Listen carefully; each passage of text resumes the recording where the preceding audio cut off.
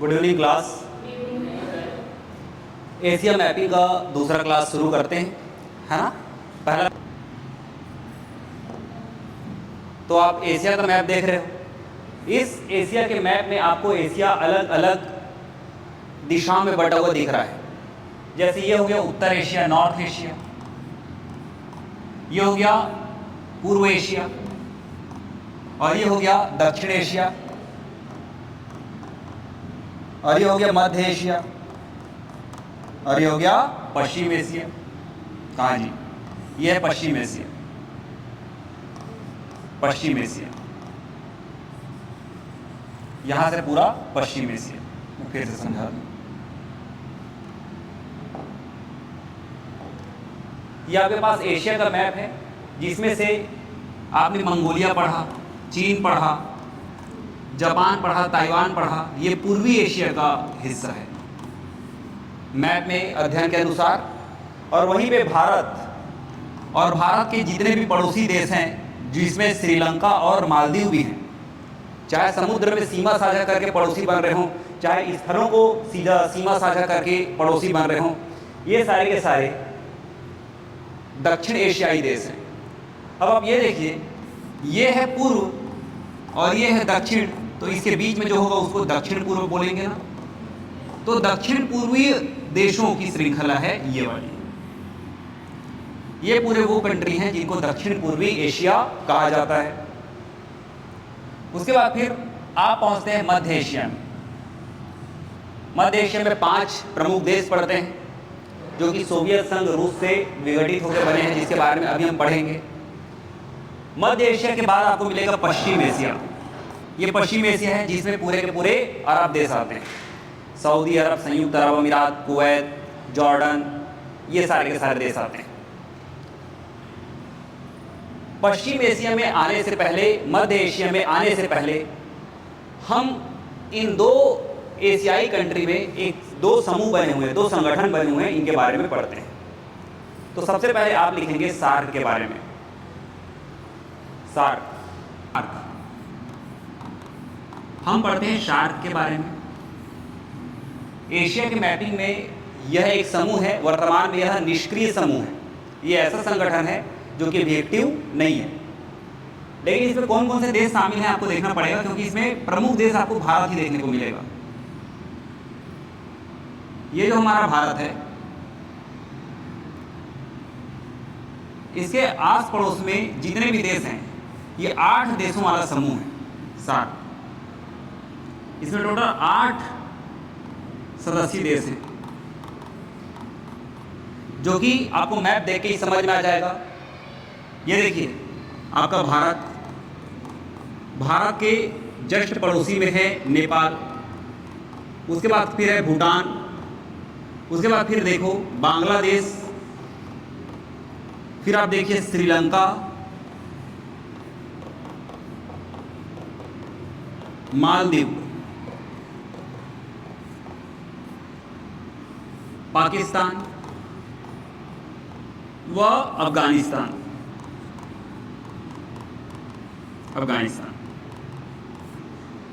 तो आप देखिए पहला, दूसरा, तीसरा, चौथा, 5वां, 6वां, 7वां, 8वां, सार्क में 8 मेंबर शामिल हैं। सार्क का गठन हुआ था 8 दिसंबर 1985 में। अच्छा, इसका गठन जो हुआ था, इसका गठन तो हुआ था ढाका में, और ढाका है कैपिटल बांग्लादेश की।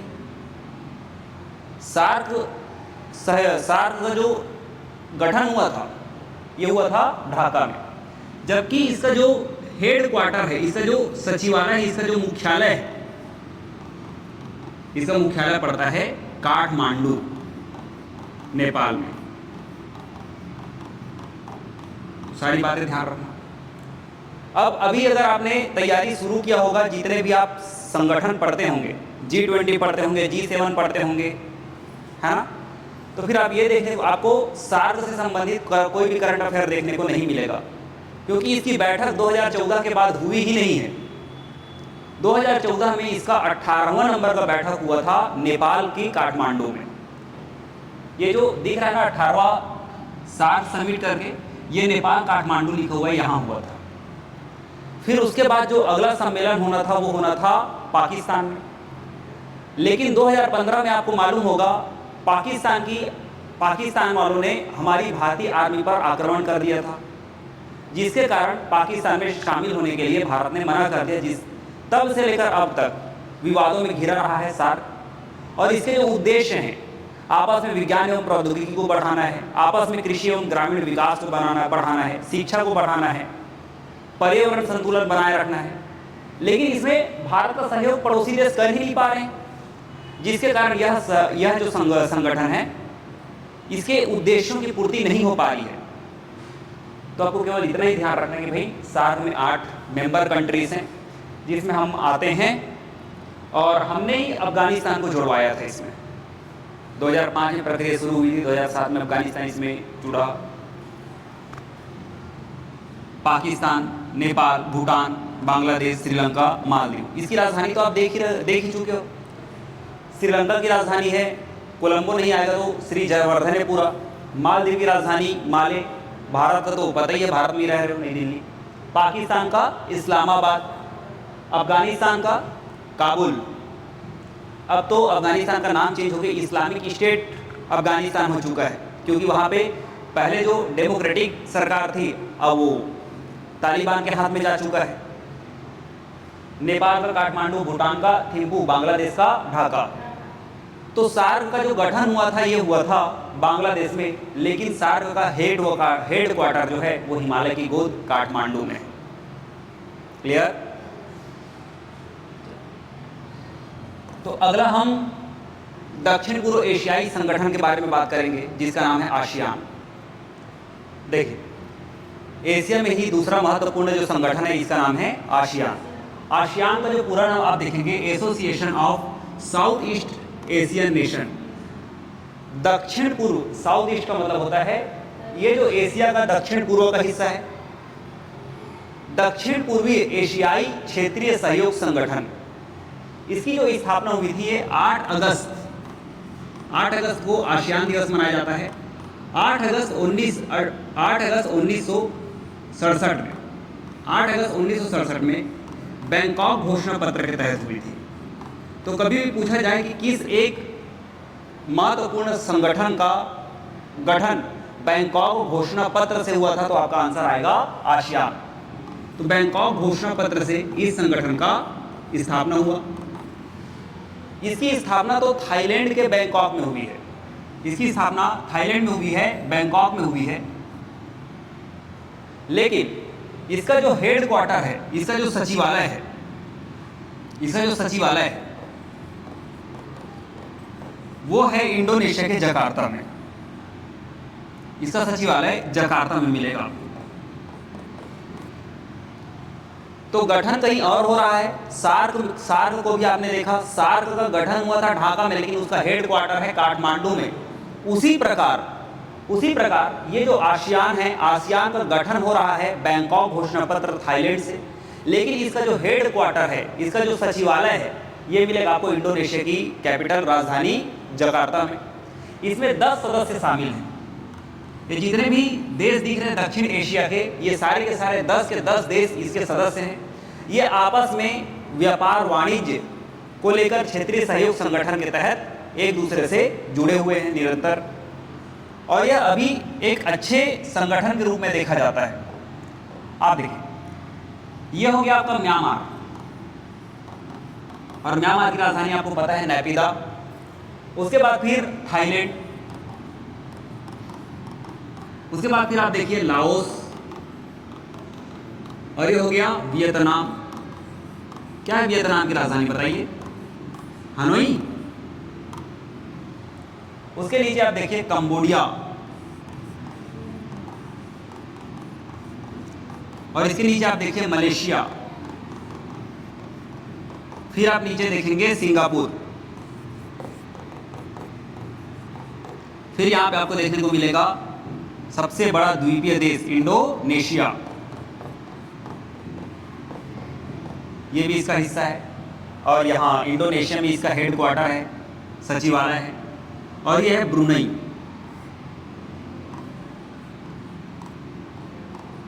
और साथ ही साथ आपको ये देखने को मिलेगा फिलीपींस, और फिलीपींस की राजधानी मनीला है, और मनीला में अंतर्राष्ट्रीय राइस रिसर्च सेंटर, चावल अनुसंधान केंद्र है।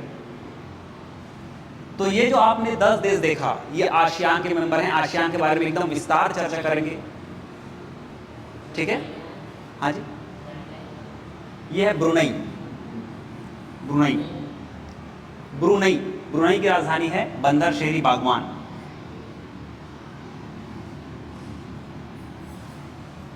ये है आपके आसियान ग्रुप। तो दक्षिण एशिया एवं दक्षिण पूर्वी एशिया में 2 समूह बने हुए हैं। आपने उन दोनों को देखा, एक तो सार्क को देखा, दूसरा आसियान को। अब हम सीधे आते हैं मध्य एशिया कंट्री पे, मिडिल एशिया पे।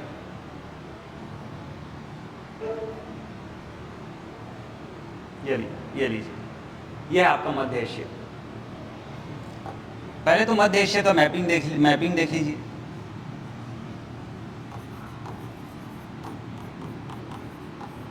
पहले ये जो मध्य एशिया है, ये सोवियत संघ रूस का हिस्सा हुआ करता था। 1992 में सोवियत संघ यूएसएसआर 15 भागों में टूटता है, जिसमें से रूस तो एक देश बनता है और 14 अलग अलग छोटे छोटे देशों में विभक्त हो जाते हैं।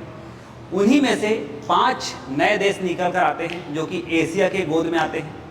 इन्हीं 5 नए देशों को हम मध्य एशिया में शामिल करते हैं। मध्य एशिया में सबसे बड़ा जो देश होता है वो होता है कजाकिस्तान। कजाकिस्तान की जो राजधानी वो अस्ताना नूर सुल्तान, अभी इसकी राजधानी का नाम परिवर्तित होकर हो गया है नूर सुल्तान। और कजाकिस्तान के बारे में एक फैक्ट और बताया गया था आपको कि यह पूरी दुनिया का सबसे बड़ा लैंड लॉक कंट्री है, सबसे बड़ा भू आवेष्टित देश है, भू आवेष्टित देश है।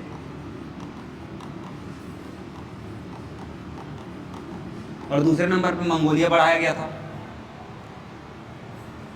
जब आप कजाकिस्तान के नीचे आओगे तो आपको मिलेगा उज्बेकिस्तान। उज्बेक बोलते हैं ना, बाबर उज्बेकिस्तान से आया था, उज्बेक था बाबर, ऐसा मुगल काल में जब आप पढ़ोगे तो ये वही उज्बेकिस्तान है। नीचे इंडिया, देखो इधर इंडिया के ऊपर पाकिस्तान, पाकिस्तान के ऊपर अफगानिस्तान, अफगानिस्तान के ऊपर लग जाता है तजाकिस्तान, अफगानिस्तान के ऊपर लग जाता है तजाकिस्तान, तजाकिस्तान के ऊपर में लग जाता है किर्गिस्तान, किर्गिस्तान के ऊपर में लग जाता है कजाकिस्तान। यह है उज्बेकिस्तान, यह है तुर्कमेनिस्तान। ये जो जगह दिख रहा है यह है तुर्कमेनिस्तान। तो आप देखिए, सबसे पहले हमने क्या देखा, कजाकिस्तान। कजाकिस्तान का जो कैपिटल है यह है नूर सुल्तान। इसके नीचे हम आएंगे किर्गिस्तान। ये जो आपने देखा इसका नाम है किर्गिस्तान। और किर्गिस्तान की जो कैपिटल है यह है बिश्केक। किर्गिस्तान की कैपिटल है बिश्केक। किर्गिस्तान के नीचे जब आप आएंगे ऐसे तो आपको मिलेगा ताजिकिस्तान। जो ये येलो कलर में दिख रहा है इसी का नाम है तजाकिस्तान।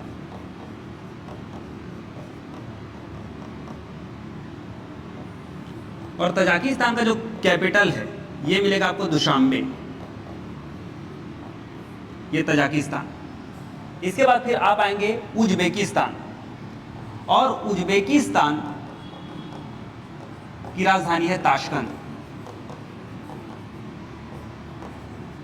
आपको मालूम होना चाहिए आज 2 अक्टूबर है, महात्मा गांधी जी के साथ साथ में लाल बहादुर शास्त्री जी का भी जन्म दिवस आज के दिन है, आज के दिन हम मनाते हैं।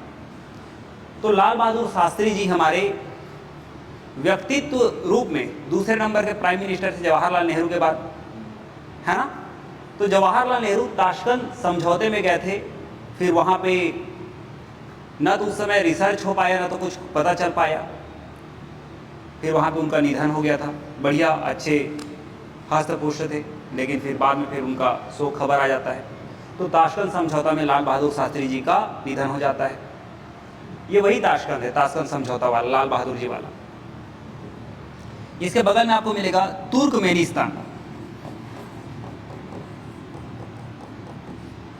और तुर्कमेनिस्तान की जो राजधानी है वो है अश्गाबाद। ये लीजिए। और तुर्कमेनिस्तान कैस्पियन सागर का सीमा साझा कर रही है। ये जो जल राशि दिख रही है यही है कैस्पियन सागर। अभी कैस्पियन सागर के बारे में बात करेंगे, पहले हम पश्चिम एशिया पढ़ लेते हैं। तो मध्य एशिया के 5 कंट्री आपने देखा, और पांचों के पांचों कंट्री का राजधानी आपको मालूम रहना चाहिए। Kazakhstan Nur Sultan, Kyrgyzstan Bishkek, Tajikistan Dushanbe, Uzbekistan Tashkent, Turkmenistan Ashgabat. मध्य एशिया के 2 देश कैस्पियन सागर से सीमा साझा कर रहे हैं। एक तो स्वयं किर्गिस्तान है और सबसे लंबी सीमा साझा किर्गिस्तान ही करती है, फिर उसके बाद फिर तुर्कमेनिस्तान है। तो ये मध्य एशिया के 2 देश हैं जो कि कैस्पियन सागर से सीमा साझा कर रहे हैं। ये कैस्पियन सागर है, केवल 2 देश सीमा साझा कर रहे हैं मध्य एशिया के। कैस्पियन सागर से 5 देश सीमा साझा करते हैं, जिसमें से मध्य एशिया के 2 देश हैं। एक है तुर्कमेनिस्तान और दूसरा है कजाकिस्तान। कभी नहीं भूलना इसको, ठीक है। चलिए आते हैं, हेडिंग डालिए पश्चिम एशिया। हम आते हैं पश्चिम एशिया के मैप में। तो पश्चिम एशिया जो कंट्री है, ये देखिए, ये जो पश्चिम एशिया की कंट्री है ये है यनम, और यनम की जो राजधानी ये है साना। उसके बाद फिर आपको मिलेगा ओमान, और ओमान की राजधानी मिलेगी आपको मस्कट। ये लिखा हुआ यनम, यनम की राजधानी है, यमन की राजधानी साना, और ओमान की राजधानी मस्कट। उसके बाद फिर ये ऊपर में आपको दिख रहा होगा, इसका नाम है संयुक्त अरब अमीरात, यूएई बोलते हैं ना, यूनाइटेड अरब अमीरात करके। ये वही वाला देश है, संयुक्त अरब अमीरात।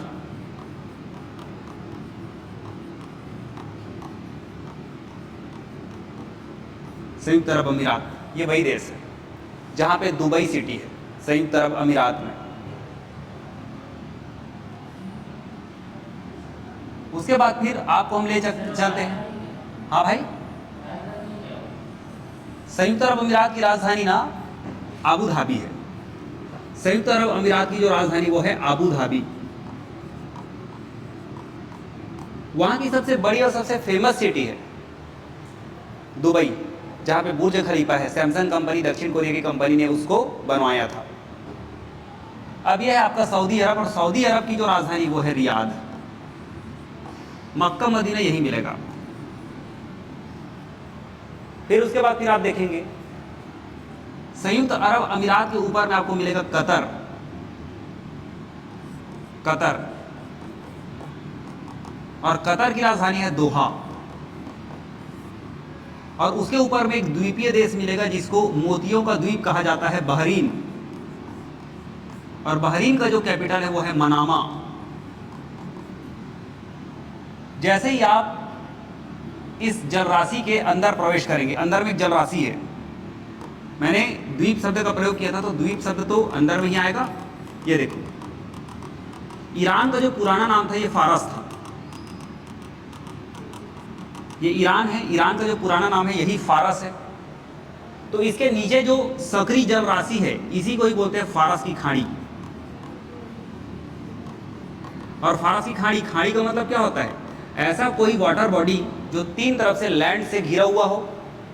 एक तो इधर से इराक और कुवैत ने घेर रखा है, इधर से सऊदी अरब ने घेर रखा है, इधर से ईरान ने घेर रखा है।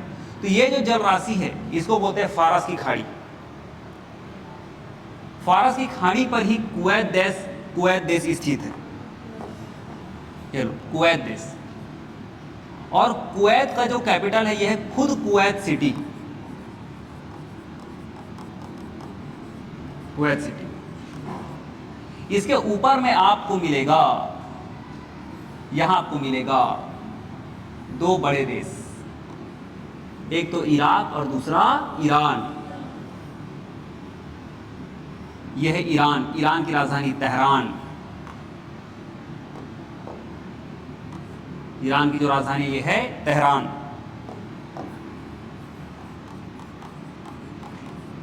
उसके बाद फिर मिलेगा इराक, इराक की राजधानी बगदाद। पूरा लड़ाई झगड़ा करो, लड़ो मरो वाले देश है ये सब। फिर इधर आ जाओ, सीरियस देश, सीरिया, जिसकी राजधानी है दमिश्कस।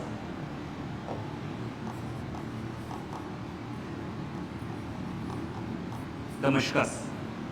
उसके ऊपर मिलेगा आपको टर्की, तुर्की, दमिश्कस। उसके बाद फिर आप टर्की आ जाओ। ये जो टर्की है, टर्की की राजधानी है अंकारा।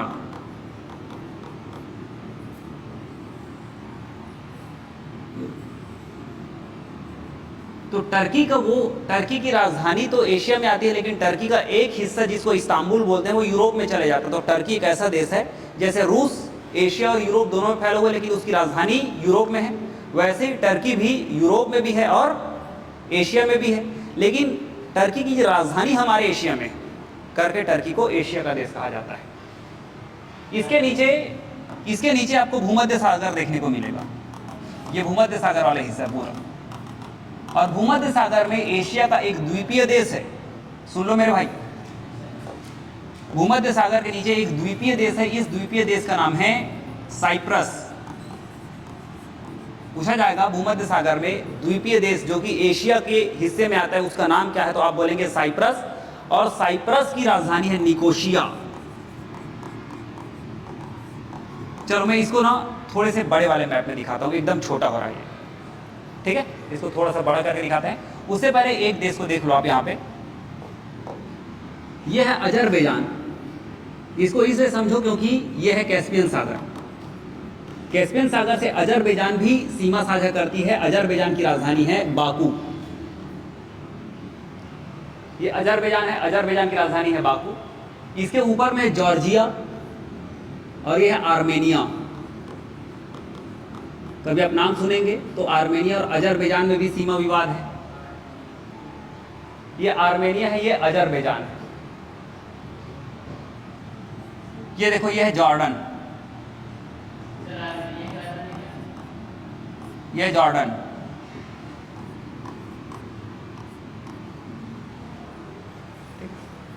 जॉर्डन देखो। तो जॉर्डन की जो राजधानी है अम्मान। जॉर्डन की राजधानी क्या है? अम्मान। तो यहां पे आपको मिलेगा जॉर्डन। अब हम आते हैं, ये जो है सबसे विवादित एरिया, आपको इसका मैप देखना है, ये इंपॉर्टेंट है। अभी जस्ट हमने पश्चिम एशिया में कुछ एक, इसको आप ध्यान से देखिएगा, इसको हमने बोला था ये वही वाला जगह है। अभी सबसे ज़्यादा लड़ाई झगड़ा यहीं चल रहा है। ये जो देश है ये है इजराइल। कौन सा देश है? इजराइल। इजराइल की राजधानी है यरूशलेम। इसकी पूरी एक कहानी है। लड़ाई झगड़ा जब शुरू करेंगे तो पढ़ाएंगे इसके बारे में। अभी करंट अफेयर, पहले मैपिंग देख लो। अब ये तो पहले अरबों का देश हुआ करता था, यहाँ पे अरबों का निवास हुआ करता था। द्वितीय विश्व युद्ध में हिटलर से त्रस्त होकर यहूदी जो लोग थे उनको ब्रिटिश सरकार ने यहाँ पे बसने के लिए सुझाव दिया और यहाँ पे आकर बसे हैं। पूरी दुनिया में यहूदियों का एकमात्र देश है, वो अपने अस्तित्व के लिए निरंतर जंग लड़ रहे हैं यहाँ पे, आसपास के बहुत सारे इस्लामिक कंट्री से। अब देखिए, ये जो है ये फिलिस्तीन है। फिलिस्तीन जो देश है ये दो भागों में बटा हुआ है। एक को बोलते हैं गाजा पट्टी, ये वाला जो हिस्सा है इसी को बोलते हैं गाजा पट्टी, और एक हिस्सा उधर है जिसको बोलते हैं वेस्ट बैंक। तो फिलिस्तीन भी अपने अस्तित्व के लिए लड़ रहा है, इजराइल भी अपने आप को संरक्षित करने के लिए लड़ रहा है। लेकिन आज के डेट में इजराइल हालांकि है छोटा सा, वहां दिख भी नहीं रहा था। स्पष्ट रूप से देखने के लिए हमने इस मैप का प्रयोग किया। अब उसके बाद फिर जस्ट ऊपर में अभी इजराइल और लेबनान में फिर युद्ध छिड़ गया है, अभी की बात है। ये जो लेबनान है ये ऊपर में है, इजराइल के जस्ट ऊपर में लेबनान है, और लेबनान की जो राजधानी ये है बेरूत। अब बोलोगे सर फिलिस्तीन की राजधानी आपने नहीं बताया। अरे फिलिस्तीन का अस्तित्व ही खतरे में है, फिर भी चलो मैं बता देता हूं, रामल्लाह। ये तो फिलिस्तीन की राजधानी है रामल्लाह, पूर्वी यरूशलेम भी बोलते हैं इसको। ये है। अब आपको मैं एक चीज दिखा रहा हूं, देखिए ये जो आपको जगह दिख रहा होगा, दिख रहा है इसी को बोलते हैं मृत सागर, वो है मृत सागर। सर्वाधिक लवणता वाला झील, ये कोई सागर नहीं है, अभी वर्तमान में सागर नहीं है। जैसे रानी सागर सागर नहीं है ना, वैसे ही मृत सागर भी सागर नहीं है। बोल देते हैं बड़ा है, बड़ा एरिया है, लवणीय है, खारा है, बोल देते हैं मृत सागर। इसमें लवण की मात्रा सर्वाधिक है करके यहाँ पे आदमी डूबता नहीं है, जीव जंतु पाए नहीं जाते हैं। तो कभी पूछ दिया जाए कि भाई मृत सागर कहाँ है, तो आप बोलना इजराइल, फिलिस्तीन और जॉर्डन के सीमा में। तो आप जॉर्डन की तरफ से भी जा सकते हैं, जॉर्डन की तरफ से जाना ही सुरक्षित है अभी वर्तमान में। आप इजराइल में गए, पता चला फिलिस्तीन वाला गोली दाग दिया, फिलिस्तीन की तरफ से गए तो इजराइल तरफ से एयर स्ट्राइक हो गया, तो ज़्यादा अच्छा है कि अभी जाओ ही मत। चलो मृत सागर बस पढ़ लो कि मृत सागर यहाँ पे है। दिखाते हैं, एक आदमी तैर रहा होगा जो कि डूबेगा नहीं। ये देखो, इस पानी में आप डूब नहीं सकते, बोल रहे हैं मृत सागर उसी का ही तो है। ठीक है, अब हम बात करते हैं कैस्पियन सागर का। किसका बात करते हैं? कैस्पियन सागर का। कैस्पियन सागर में एक एस्ट्रोजन मछली पाई जाती है, उस मछली को दिखाऊंगा मैं भी। पहले तो आप ये देखो कैस्पियन सागर, पेपर में बार बार आता है कैस्पियन सागर के बारे में। कारण क्या है? कैस्पियन सागर जो है ये दुनिया की सबसे बड़ी झील है, दुनिया की सबसे बड़ी झील है। अब आप ये मत बोलना कि सर खारे पानी मीठे पानी, सबसे बड़ी झील बोले मतलब कैस्पियन सागर। फिर उसके बाद फिर आपको पूछेगा कि भाई मीठे पानी का सबसे बड़ा झील, तब आपको कैस्पियन को छोड़ देना है, क्योंकि कैस्पियन सागर झील जो है वो आज से लाखों वर्ष पहले समुद्र का हिस्सा हुआ करता था। उसके बाद फिर बीच में सब गाद भरते गए, नए नए भू संरचना आती गई। काला सागर अलग हो गया, एजोव सागर अलग हो गया, वो लोग भूमध्य सागर से जुड़ गए, अटलांटिक से जुड़ गए। लेकिन ये अकेला ही अलग थलग यहाँ पे रह गया। वर्तमान में ये चारों तरफ से लैंड से घिरा हुआ है, भूमि से घिरा हुआ है, और चारों तरफ से भूमि से घिर गया। अब इसको सागर भी बोलेंगे तो भी ये झील ही कहलाएगा, क्योंकि इसका पानी तो भाई सब तरफ से घिरा गया है। वर्तमान में पूरी दुनिया का सबसे बड़ा खारे पानी का झील है, और सबसे बड़ा झील भी यही है। इसका जो पानी है आज भी खारा है, खारा पानी है। यहाँ पेट्रोलियम पदार्थ भरपूर मात्रा में पाए जाते हैं, पेट्रोलियम। तो अब देखो कैस्पियन जो सागर है इसकी सीमा 5 देश मिलकर बनाते हैं। इसके सीमा पर 5 देश हैं। सबसे पहले तो आप देखो, यह है रूस, ये जो है ये है रूस। और रूस के बाद सबसे लंबी सीमा साझा करती है कजाकिस्तान। कौन सा कंट्री? कजाकिस्तान। और कजाकिस्तान के नीचे आप आएंगे तो तुर्कमेनिस्तान मिलेगा आपको,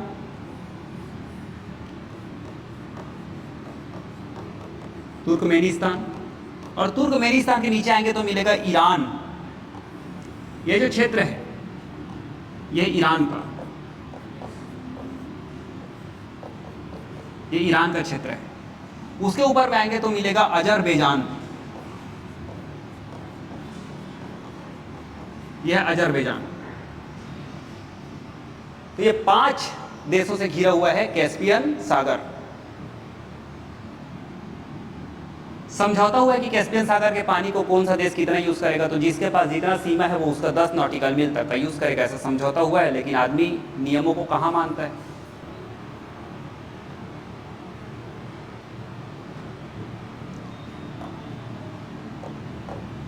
यह है कैस्पियन सागर में पाई जाने वाली स्टर्जन मछली, जिसका डिमांड पूरे के पूरे मध्य एशिया एवं पश्चिम एशिया में स्टर्जन मछली का। ठीक है, तो चलिए आपने ये भी पढ़ लिया, पूरा का पूरा मध्य एशिया एवं पश्चिम एशिया भी आपने खत्म कर लिया। पूरा मैपिंग आप देखेंगे, राजधानी वगैरह याद करके आएंगे। फिर उसके बाद फिर अगले महाद्वीप का हम आपको मैपिंग कराएंगे। ठीक है, एक बार लोकेशन देखने के बाद फिर आप मैप पढ़ना भी आसानी से सीख जाते हैं। गाइस, थैंक यू आज के लिए।